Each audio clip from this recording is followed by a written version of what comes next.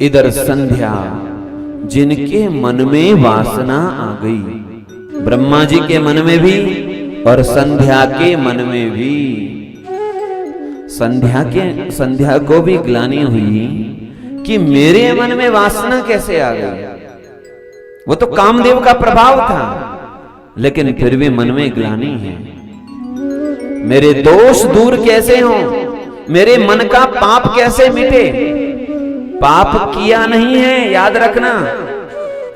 क्या पाप किया नहीं, न संध्या ने न ब्रह्मा जी ने।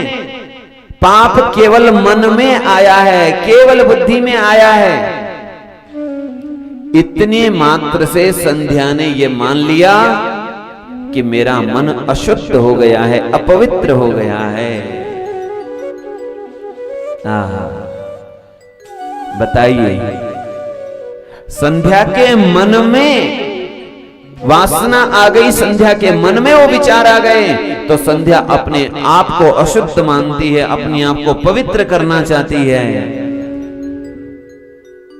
मन में भी दोष न आए, ऐसा जीवन होना चाहिए।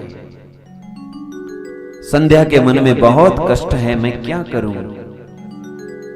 चली गई संध्या, जहां से चंद्रभागा नदी का उद्गम हुआ है, उसी पर्वत पर बैठ करके तपस्या करने के लिए तैयार हैं। लेकिन तपस्या करेंगे तो सही, लेकिन कैसी करें, कौन बताएगा।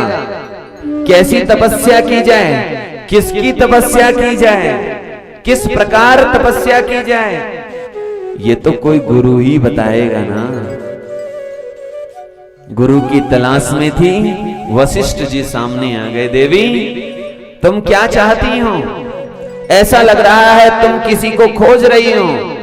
संध्या ने चरण पकड़ लिए, आप कोई ऋषि लग रहे हो, मुझे उपासना का मार्ग बताइए, मुझे तपस्या का मार्ग बताओ। मैं देवादिदेव महादेव को कैसे प्रसन्न करूं, मुझे आप वो वरदान दो। तब वशिष्ठ जी ने उन्हें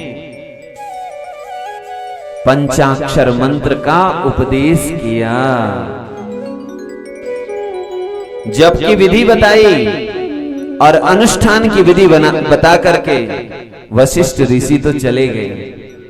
संध्या तपस्या करने लगी। संध्या जी ने घोर तप किया, और कितना तप किया। शंभो विन्यस्त चित्ताय गतमेकं चतुर्युगम।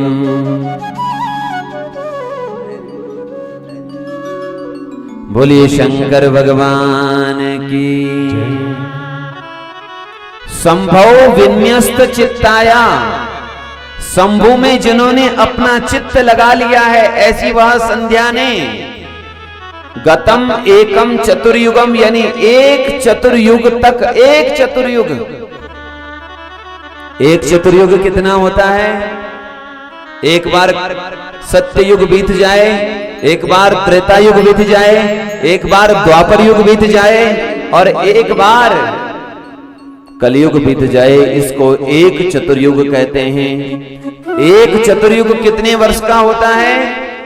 43,20,000 वर्ष का एक चतुर्युग है। एक चतुर्युग तक संध्या ने उपासना की, भगवान देवादिदेव महादेव की तपस्या की है।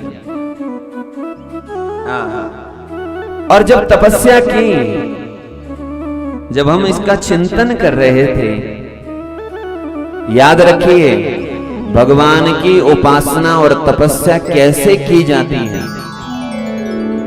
आप कितनी माला जप रहे हो, ये तो है, इसकी महिमा तो है, पर कैसी जप रहे हो। आप भगवान शिव की उपासना कर रहे हो तो क्या जप कर रहे हो और किस भावना से कर रहे हो। आप भगवान राम और कृष्ण की उपासना कर रहे हो तो क्या कर रहे हो और कैसे कर रहे हो, यह महत्व रखता है। जरा देखिए, कोई शिव की उपासना कर रहा हो और शिव की उपासना करते करते उसका स्वरूप भी शिव जैसा हो जाए, वो सच्ची उपासना है।